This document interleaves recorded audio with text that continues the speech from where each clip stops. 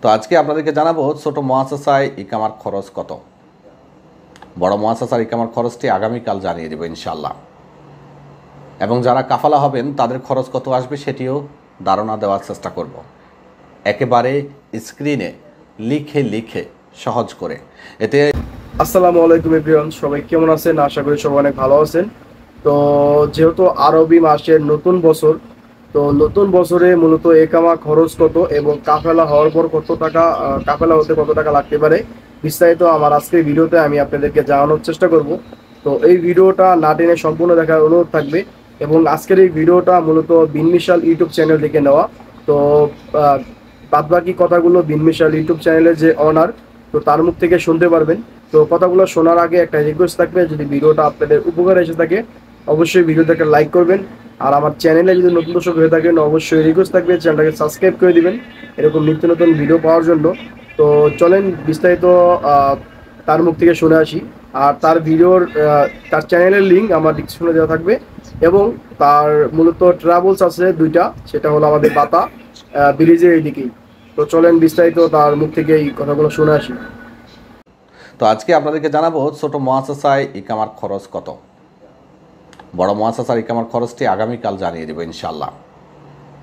এবং যারা কাফালা হবেন তাদের খরচ কত আসবে সেটিও ধারণা দেওয়ার চেষ্টা করব, একেবারে স্ক্রিনে লিখে লিখে সহজ করে। এতে আপনি অন্তত প্রতারণা থেকে বাঁচবেন।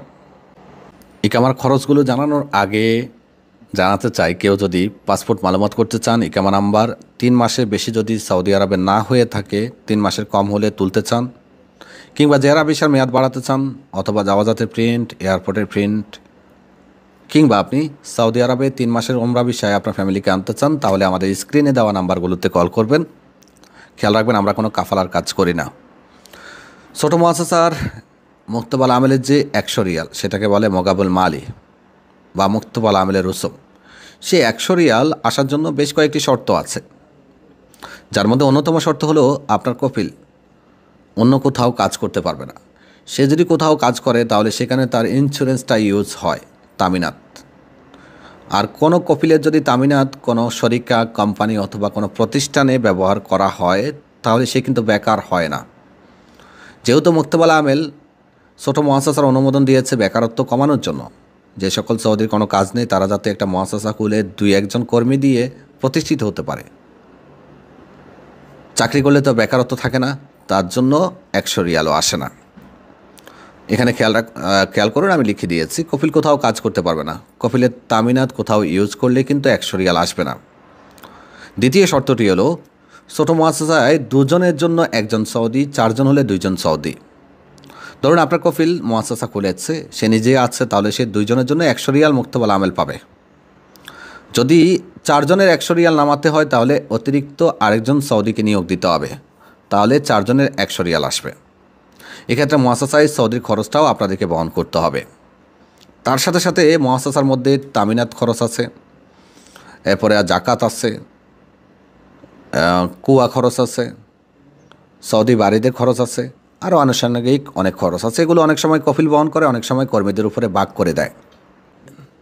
এবার আসুন আমি একটু খরচটা সহজ করে দেখিয়ে দিচ্ছি। আমি এখানে অবশ্য কাফালার খরচটা উল্লেখ করেছি, যারা কাফালা হবেন তাদেরকে শুধু কাফালার খরচটা অতিরিক্ত বহন করতে হবে।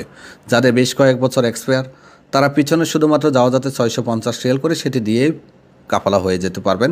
পিছনের টাকা আসবে না। শর্ত হলো যে পিছনের মুআসাসা যেটা আছে, অর্থাৎ যে মুআসাসার আন্ডারে আপনি এসেছেন, যেটাতে আপনি অলরেডি আছেন, সেটা যদি বন্ধ না হয়। খেয়াল করুন, এখানে ধরুন আপনি অলরেডি ছোটো মুআসাসায় আছেন, তাহলে আপনার মোগাবুল মালি বা মুক্তবাল আমেলের রুসুম 100 রিয়ালে আসবে, কফিল যদি কোথাও কাজ না করে। জাওয়াজাতের ফি 650 রিয়াল, এখানে খেয়াল করুন 650 রিয়াল। তামিন আমরা 500 বলে থাকি, কেউ 300 রিয়ালেও করতে পারে, কেউ 400 রিয়ালেও করতে পারে, আবার কারো ক্ষেত্রে অনেক বেশি লাগে। এর কারণ তামিন হয় বয়সের উপরে নির্ভর করে। যদি আপনার ইকামা এক্সপায়ার হয় তাহলে 500 রিয়াল আপনাকে জরিমানা দিতে হবে। যদি ইকামা এক্সপায়ার না হয় তাহলে আপনাকে জরিমানা দিতে হবে না। তার সাথে সাথে যদি 2 বার আপনার ইকামা এক্সপায়ার হয় তাহলে জরিমানা ডাবল হয়ে 1000 হবে। খেয়াল রাখবেন। আমি মূল খরচটা একটু দেখাই। ধরুন আপনি কফিলে আন্ডারে আছেন, তার আন্ডারে ইকামা বানাবেন, কোনো জরিমানা নেই, কোনো এক্সপায়ার হয়নি, সেক্ষেত্রে 100 রিয়াল আপনার মুক্তবালা আমেল। 650 রিয়াল জাওয়াজাতের টোটাল খরচ হলো 750, এটা হলো সরকারি খরচ। এবার আসেন আনুষঙ্গিক খরচ, এর মধ্যে ইন্স্যুরেন্সটা থাকবে, সেটা ধরেন আপনি 500 রিয়াল, আমরা 500 ধরে নিলাম, বেশি ধরে নিলাম যাতে মানুষের মধ্যে বিভ্রান্ত তৈরি না হয়। তাহলে কত হলো? 1250 রিয়াল।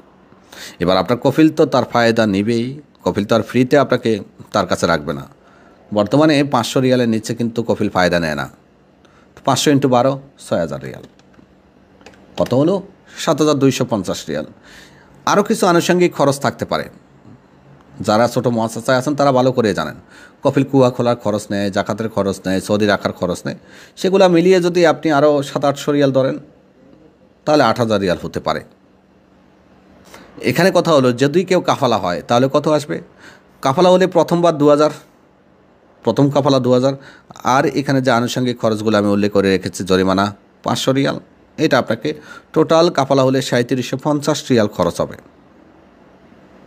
ওকে, 1 বছরের বেশি সময় হয়ে গেলে আপনার খরচটা একটু বাড়বে, 4400 রিয়াল পর্যন্ত আসবে সরকারি রিয়াল খরচ, কফিলের ফায়দা ছাড়া। এটা হলো কাফালার ক্ষেত্রে। আর যারা রানিং ইকামা বানাবেন তাদের মোট খরচ হলো 100 রিয়াল, আর 650 রিয়াল 750, সাথে তামিন 500, টোটাল 1250 রিয়াল। বাকি যে টাকাগুলো সেগুলো হলো কফিলের ফায়দা। ছোটো মুআসাসাতে নর্মালি আমরা সকলেই কিন্তু কথিত ফ্রি ভিসাতে কাজ করি, তো সেটার জন্য কফিলকে ফায়দা দিতে হয়, কফিলকে ফায়দা দিলে সে খরচটা। এবার কাফালা হলে কত লাগতে পারে সেই বিষয়গুলো পরবর্তী ভিডিওতে আরও সহজ করে সুন্দর করে জানিয়ে দিব, যাতে আপনারা বুঝতে পারেন, দালালরা যাতে আপনাদেরকে কোনো কারণে প্রতারিত না করতে পারে।